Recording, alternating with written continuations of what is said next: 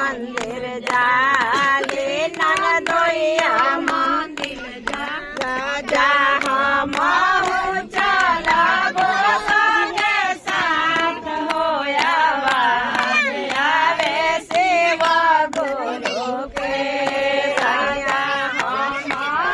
ચલાવો સંગે સાથ હોયા આવે શિવ ગુરુ કે